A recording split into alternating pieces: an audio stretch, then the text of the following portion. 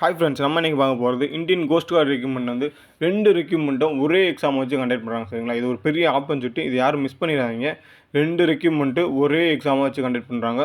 So next year வந்து இது மட்டும்தான் நடக்கும். இதுக்கடுத்து அதாவது இயர்லி 2 கோஸ்ட் கார்டு எக்ஸாம் நடக்கும். இது ரெண்டுமே ஒரே சிங்கிள் டைம் நடத்துகிறாங்க. அதனால் இன்னொரு டைம் வராது. ஸோ இது யாரும் மிஸ் பண்ணிடாங்க. இதை பற்றின A to Z இன்ஃபர்மேஷன் இந்த வீடியோவில் ஷேர் பண்ணுறேன். வீடியோவை ஸ்கிப் பண்ணால் ஃபுல்லாக பாருங்கள்.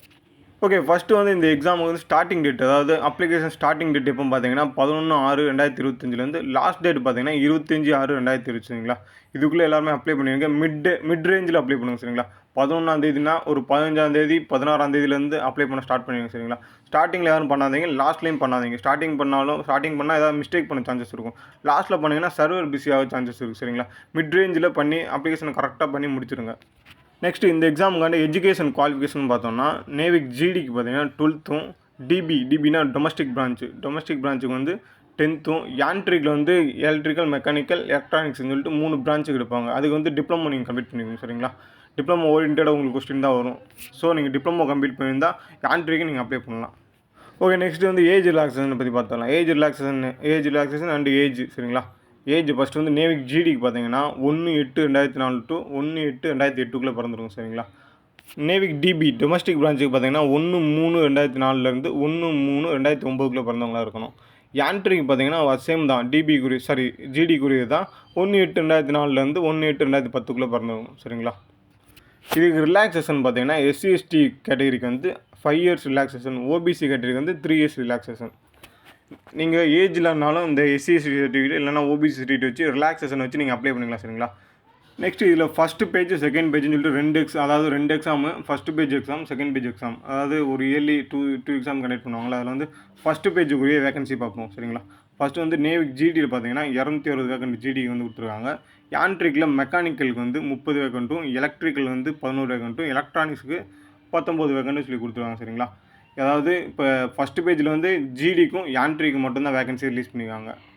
அப்படியே செகண்ட் பேஜ் பார்த்தோன்னா, செகண்ட் பேஜில் வந்து ஜிடிக்கு சேம் தான், ஜிடிக்கு வந்து 220 வேகண்ட்டும், டிபிக்கு வந்து 50 வேகண்ட்டும் கொடுத்துருக்காங்க. சரிங்களா, செகண்ட் பேஜில் வந்து யான்ட்ரிக்கு வேகண்ட் ரிலீஸ் பண்ணல. ஸோ யான்ட்ரிக்கு அப்ளை பண்ணுறவங்க வந்து ஃபஸ்ட்டு பேஜ் எக்ஸாமு அதில் போய் யான்ட்ரிக்கு வந்து அப்ளை பண்ணிக்கோங்க. சரிங்களா, ஜிடிக்கு அப்ளை பண்ணிங்கன்னா உங்களுக்கு வந்து ஒரே கலர் 2 மாங்கா மாதிரி நீங்கள் வந்து ஒரு எக்ஸாம் தான் எழுத போகிறீங்க. ஆனால் வந்து உங்களுக்கு ஃபஸ்ட்டு பேஜுக்குரிய ரிசல்ட் வரும், செகண்ட் பேஜுக்குரிய ரிசல்ட் வரும். ஆனால் 2 பேஜ் ரிசல்ட்லேயும் நீங்கள் வந்து ஜிடி உங்களோட மார்க் வந்து கட் ஆஃப் கிளியர் ஆகுமான்னு சொல்லிட்டு 2 பேஜ் ரிசல்ட்டுமே நீங்கள் வந்து கம்பேர் பண்ணி பார்க்கலாம். ஆனால் டிபிக்கோ யான்ட்ரிக்கோ நீங்கள் போட்டிங்கன்னா ஏதோ ஒரு எக்ஸாமில் மட்டும்தான் உங்களுக்கான ரிசல்ட் வரும். சரிங்களா, ஜிடிக்கு போடுங்க. ஜிடிக்கு ப்ரிப்பேர் பண்ணிங்கன்னா உங்களுக்கு 2 எக்ஸாமுமே, அதாவது சிங்கிள் எக்ஸாம் தான் எழுதுவீங்க. ஆனால் உங்களுக்கு வந்து 2 ரிசல்ட் வரும். சரிங்களா, உங்களுக்கு மேபி ஒன்றில் போனாலும் இன்னொன்றில் கிடைக்கிறதுக்கு சான்சஸ் அதிகமாக இருக்கும். ஸோ ஜிடியை ப்ரிப்பேர் பண்ணுங்கள். முடியாதவங்க டிபி ப்ரிஃபர் பண்ணுங்கள். ஓகே, இப்போ கேட்டகரி வைஸாக பேஜ் 1 அண்ட் பேஜ் 2க்கு வந்து கேட்டகரி வைஸாக எவ்வளோ வேகன் வந்து செப்பரேட் பண்ணி வந்து பார்த்துடலாம். ஃபஸ்ட்டு பேஜில் வந்து நேவிக் ஜிடியில் யூஆருக்கு வந்து 99 வேகண்ட்டும், இடபிள்யூஸ்க்கு வந்து 25 வேகண்ட்டு, ஓபிசிக்கு பார்த்தீங்கன்னா 65 வேகண்ட், எஸ்சிக்கு 46, எஸ்டிக்கு வந்து 25 வேகண்ட். மொத்தம் ஜிடிக்கு வந்து 260 வேகண்ட் சொல்லியிருந்தோம்னா அது ஃபுல்லாக ஆகிடுச்சு. சரிங்களா, நெக்ஸ்ட்டு பார்த்தீங்கன்னா யான்ட்ரிக்கில் மெக்கானிக்கலில் யூஆருக்கு பார்த்தீங்கன்னா 11 வேகண்ட்டும், இடபிள்யூஸ்க்கு வந்து 4 வேகண்ட்டு, ஓபிசிக்கு 9 வேகண்ட்டு, எஸ்சிக்கு 6 வேகண்ட்டு, எஸ்டிக்கு வந்து வேகண்ட் கிடையாது. சரிங்களா, யான்ட்ரிக் மெக்கானிக்கலுக்கு 30 வேகண்ட்டு. அதே இது யான்ட்ரிக் எலக்ட்ரிக்கல்னு பார்த்தோம்னா யூஆருக்கு 4 வேகண்ட்டும், இடபிள்யூஸ்க்கு வந்து 1 வேகண்ட்டு, ஓபிசிக்கு 2 வேகண்ட்டு, எஸ்சிக்கு 2 வேகண்ட்டு, எஸ்டிக்கு 2 வேகண்ட். மொத்தம் 11 வேகண்ட் எலக்ட்ரிக்கலுக்கு. எலக்ட்ரானிக்ஸ்னு சொல்லி பார்த்தோம்னா யூஆரில் வந்து 9 வேகண்ட்டும், இடபிள்யூஸில் 1 வேகண்ட்டு, ஓபிசியில் 3 வேகண்ட்டு, எஸ்சியில் 5 வேகண்ட்டு, எஸ்டியில் 1 வேகண்ட். மொத்தம் யான்ட்ரிக்கில் எலக்ட்ரானிக்ஸ்க்கு 19 வேகண்ட். சரிங்களா, இது வந்து ஃபஸ்ட்டு பேஜோடது. செகண்ட் பேஜுக்கு பார்த்தோம்னா சேம் தான், நேவிக் ஜிடிக்கு வந்து 260 வேகண்ட். அது எப்படி பிரிச்சிருக்காங்கன்னா யூஆருக்கு வந்து 104 வேகண்ட், யூஆருக்கு வந்து எக்ஸ்டெண்ட் பண்ணியிருக்காங்க வேகண்ட்டை. சரிங்களா, இடபிள்யூசி பார்த்தீங்கன்னா 26 வேகண்ட்டும், ஓபிசிக்கு எக்ஸ்டெண்ட் பண்ணியிருக்காங்க 71 வேகண்ட்டும், எஸ்சிக்கு 40 வேகண்ட், எஸ்டிக்கு வந்து 19 வேகண்ட். சரிங்களா, மொத்தம் செகண்ட் பேஜ்லேயும் நேவிக் ஜிடிக்கு 260 வேகண்ட்.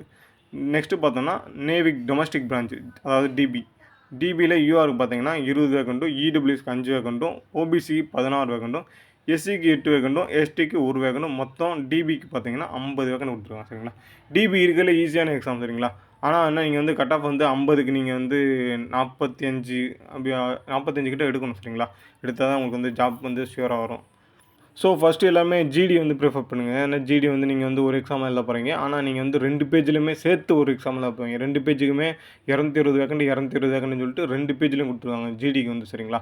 ஸோ நீங்கள் ஒரு எக்ஸாம் எழுதினாலே 2த்துக்குமே உங்கள் 2 ரிசல்ட்லையுமே உங்களோட நேம் வரும். அதாவது கிளியர் பண்ணியிருந்தா ஏதாவது ஒரு கட் ஆஃப் கிளியர் பண்ணிங்கன்னா ஏதோ ஒரு ரிசல்ட் வந்து உங்கள் நேம் வந்துடும் சரிங்களா. ஸோ ஜிடியை ஃபஸ்ட்டு ப்ரிஃபர் பண்ணுங்கள். 2வது வந்து முடியாதவங்க டிபி ப்ரிஃபர் பண்ணுங்கள். டிப்ளமோ இல்லை அந்த டெக்னிக்கல் ஓரியன்டாக போகிறீங்கன்னா யான்ட்ரிக் ப்ரிஃபர் பண்ணிக்கோங்க சரிங்களா. நெக்ஸ்ட் இந்த எக்ஸாம் பேட்டர்னை பற்றி பார்த்துடலாம் சரிங்களா. ஃபஸ்ட்டு வந்து நேவிக் டிபி பார்த்தீங்கன்னா இந்த செக்ஷன் 1 செக்ஷன் 2 கொடுத்துருங்க பார்த்தீங்களா. இதோட எக்ஸ்ப்ளனேஷன் வந்து இந்த பேஜுக்கு அடுத்த பேஜ்லேருந்து இந்த செக்ஷனை பற்றி நான் சொல்லியிருப்பேன் சரிங்களா. அதனால் அந்த செக்ஷனை மட்டும் நான் கரெக்டாக சொல்கிறேன். இது நல்லா பார்த்துக்கோங்க. அடுத்து இந்த செக்ஷனில் என்னென்னலாம் இருக்குன்னு சொல்லிட்டு அதை கரெக்டாக சொல்கிறேன் பார்த்துக்கோங்க. ஃபஸ்ட்டு பார்த்தீங்கன்னா நேவிக் டிபி வந்து செக்ஷன் 1 எக்ஸாம் மட்டும் இல்லைனா போதும். அதே இது நேவிக் ஜிடின்னு பார்த்தீங்கன்னா செக்ஷன் 1 எழுதணும், செக்ஷன் 2 எழுதணும் சரிங்களா. யான்ட்ரிக்னு பார்த்தீங்கன்னா அதாவது எல்லாருமே செக்ஷன் 1 எழுதணும். அதுக்கடுத்து அவங்களோட பேப்பர் அதாவது டிபார்ட்மெண்ட் பேப்பர் மாரி கிட்ட அவங்க பேப்பரை சேர்த்து எழுதணும்.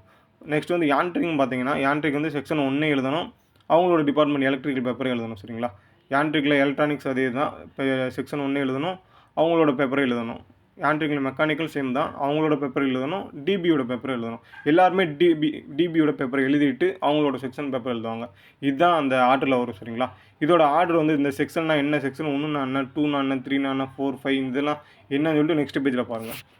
ஓகே, ஃபஸ்ட்டு இந்த செக்ஷன் 1 சரிங்களா. செக்ஷன் 1ன்னு பார்த்தீங்கன்னா மேக்ஸிமம் வந்து 60 மார்க் இருக்கும். 60 கொஸ்டின் தான், 45 நிமிஷம் இருக்கும். இந்த அதாவது டொமஸ்டிக் பிரான்ச்சுக்குரிய எக்ஸாம் சரிங்களா. 10th சிலபஸ் தான் டொமஸ்டிக் பிரான்ச்சு. இதில் பார்த்தீங்கன்னா உங்களுக்கு மேக்ஸ் வந்து 20 கொஸ்டின் அதாவது ஒரு கொஸ்டின் 1 மார்க் தான் சரிங்களா. 20 கொஸ்டின் 20 மார்க் தான். சயின்ஸில் வந்து 10 கொஸ்டினும், இங்கிலீஷில் 15, ரீசனிங்கில் 10, ஜிகேயில் 5 கொஸ்டின் சரிங்களா. இதான் செக்ஷன் 1க்குரிய பேட்டர்ன். இந்த செக்ஷன் 1 வந்து எல்லாருமே எழுதுவீங்க. யான்ட்ரிக் போட்டாலும் சரி, டிபி போட்டாலும் சரி, ஜிடி போட்டாலும் சரி, எல்லாருமே இந்த செக்ஷன் 1 எழுதிட்டு தான் உங்களோட பேப்பர் எழுதுவீங்க சரிங்களா. நெக்ஸ்ட்டு செக்ஷன் 2 பார்த்தீங்கன்னா இது வந்து ஜிடிக்குரிய பேஜ் சரிங்களா. ஜிடி வந்து செக்ஷன் 1 எழுதுவாங்க, செக்ஷன் 2 எழுதுவாங்க ஜிடி வந்து சரிங்களா. ஜிடி வந்து செக்ஷன் 2 பார்த்தீங்கன்னா உங்களுக்கு எப்படி இருக்குன்னா 50 மார்க்கு 50 கொஸ்டின் 30 நிமிஷம் தான், அரை மணி நேரம் தான் சரிங்களா. இது வந்து 12th சிலபஸில் இருக்கும். என்னென்ன உங்களுக்கு வந்து செக்ஷன் 2ல் இருக்குன்னு பார்த்தீங்கன்னா மேக்ஸும் ஃபிசிக்ஸும் இருக்கும். ரெண்டுமே 25 கொஸ்டின், மொத்தம் ஒரு 50 கொஸ்டின் வந்து செக்ஷன் 2ல் ஜிடிக்குரிய கொஸ்டினாக இருக்கும் சரிங்களா. ஓகே, நெக்ஸ்ட்டு செக்ஷன் 3 யாருன்னா யான்ட்ரிக் போயிடும் சரிங்களா. யான்ட்ரிக்கில் எலக்ட்ரிக்கல் இன்ஜினியரிங் முடித்தோம், எலக்ட்ரிக்கல் டிப்ளமோவில் முடித்தவங்களுக்கு வந்து என்ன பேட்டர்ன் சொல்லி பார்த்தலாம் சரிங்களா. செக்ஷன் 3ல் மேக்ஸிமம் மார்க் வந்து 50 மார்க்கு 50 கொஸ்டின் 30 நிமிஷம் தான் சரிங்களா. இந்த சிலபஸ் எப்படி இருக்குன்னா உங்களுக்கு டிப்ளமோ பேஸ்டு தான் இருக்கும். அதாவது டிப்ளமோட உங்களோட டிபார்ட்மெண்ட் பேஸ்டில் தான் இருக்கும் சரிங்களா. எலக்ட்ரிக்கல் இன்ஜினியரிங் அந்த கொஸ்டின் தான் இருக்கும். 50 கொஸ்டின் வரும், 50 மார்க் சரிங்களா. நெக்ஸ்ட்டு செக்ஷன் 4 பார்த்தீங்கன்னா எலக்ட்ரானிக்ஸ் டிபார்ட்மெண்ட் சரிங்களா. அதில் வந்து சேம் தான், 50 கொஸ்டின் 50 மார்க்கு 30 நிமிஷம், டிப்ளமோ சிலபஸ் தான். எலக்ட்ரானிக்ஸ் இன்ஜினியரிங் அந்த டிப்ளமோ பேஸ்டு கொஸ்டின்ஸ் தான் 50 கொஸ்டின்ஸ் வரும் சரிங்களா. செக்ஷன் 5 பார்த்தீங்கன்னா மெக்கானிக்கல் இன்ஜினியரிங் சரிங்களா. அவங்களுக்கு பார்த்தீங்கன்னா சேம் தான், 50 question 50 mark, diploma based questions தான், 30 நிமிஷம் வந்து எக்ஸாம் நடக்கும்.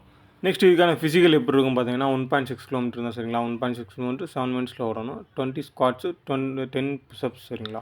கோஸ்ட் கார்டு ஃபிசிக்கல் வந்து பெருசாக இருக்காது, ஈஸி தான்.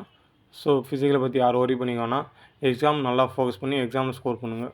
அப்ளிகேஷன் ஃபீஸ்ன்னு சொல்லி பார்த்தோம்னா SC/STக்கு வந்து ஃபீஸ் கிடையாது, OBCக்கு மட்டும் 300 ரூபா ஃபீஸ் சரிங்களா. ஓகே, இதுக்கான எக்ஸாம் எப்போ நடக்கும் பார்த்தீங்கன்னா செப்டம்பர், அதாவது ஃபஸ்ட்டு பேஜுக்குரிய எக்ஸாம் பார்த்தீங்கன்னா செப்டம்பர் எண்டு இல்லைனா மிட்டில் வந்து நடக்கும் சொல்லியிருக்காங்க ஃபஸ்ட்டு ஸ்டேஜ் சரிங்களா. செகண்ட் ஸ்டேஜ் எப்போ நடக்கும் பார்த்தீங்கன்னா நவம்பர் எண்டு இல்லைனா மிட்டில் வந்து செகண்ட் ஸ்டேஜ் நடக்கும்னு சொல்லியிருக்காங்க. தேர்ட் ஸ்டேஜ் வந்து இதில் ஸ்டேஜ்னால் வேறு ஒன்றும் இல்லை, அந்த டாக்குமெண்ட் வெரிஃபிகேஷன், மெடிக்கல், ஃபிசிக்கல்லாம் தான். ஸ்டேஜ் 1, ஸ்டேஜ் 2, ஸ்டேஜ் 3 அந்த மாதிரி சரிங்களா. ஸ்டேஜ் 3 பார்த்தீங்கன்னா எப்போ நடக்கும்னா February 26 நடக்கும், அதாவது 2026 சரிங்களா. நெக்ஸ்ட்டு செகண்ட் பேஜுக்குரிய எக்ஸாமில் எப்போ கண்டக்ட் பண்ணுறாங்கன்னு பார்த்தீங்கன்னா செகண்ட் பேஜில் ஃபஸ்ட்டு ஸ்டேஜ் எப்போ நடக்கும் பார்த்தீங்கன்னா செப்டம்பர் மிட்டு இல்லைனா எண்டில் நடக்கும். செகண்ட் ஸ்டேஜ் பார்த்தீங்கன்னா February மிட் இல்லைனா எண்டில். தேர்ட் ஸ்டேஜ் பார்த்தீங்கன்னா July 26 நடக்கும்னு சொல்லியிருக்காங்க சரிங்களா. அதாவது நெக்ஸ்ட் இயர் ஜூலை எண்டில் தேர்ட் ஸ்டேஜ் நடக்கும்னு சொல்லியிருக்காங்க சரிங்களா. இதுதான் அதாவது பேஜ் 1 பேஜ் 2க்கு வந்து எக்ஸாம் எல்லா ப்ராசஸும் எப்பப்போ கம்ப்ளீட் பண்ணாங்கன்னு சொல்லிட்டு அந்த ஷெட்யூல் வந்து அவங்க சொல்லிட்டாங்க சரிங்களா. இதெல்லாமே டென்டேட்டிவ் தான், இதுலேயே நடக்குன்றது எந்த இதுவும் கிடையாது. சில சமயத்தில் இதுவும் இஷ்யூ ஆகி மாறல சான்சஸ் இருக்கும் சரிங்களா. ஸோ எல்லாத்துக்கும் ரெடி ஆகுங்க, எக்ஸாமுக்கு வந்து நல்லா ப்ரிப்பேர் ஆகுங்க. ஸ்ட்ராட்டஜி வேணுனாலும் கமெண்ட் பண்ணுங்கள். நான் ஸ்ட்ராட்டஜி வந்து நெக்ஸ்ட்டு வேறு வீடியோ நான் கிளியராக நம்ம சிலபஸில் என்னென்ன கொஞ்சம் அனலைஸ் பண்ணி ஒரு வீடியோ வந்து கண்டக்ட் பண்ணுறேன் சரிங்களா. ஸ்ட்ராட்டஜி வந்துட்டு கமெண்ட் பண்ணுங்கள், நான் வந்து வேறு வீடியோ வந்து உங்களுக்கு கண்டக்ட் பண்ணி கொடுக்குறேன். ஓகே, இது மாதிரி அப்டேட்ஸ்லாம் வந்துட்டு நம்ம சேனலை மறக்காமல் சப்ஸ்கிரைப் பண்ணி பெல் ஐக்கானை கிளிக் பண்ணிக்கோங்க. அப்போ நம்ம போகிற வீடியோஸில் உடனே உங்களுக்கு நோட்டிஃபிகேஷன் வரும்.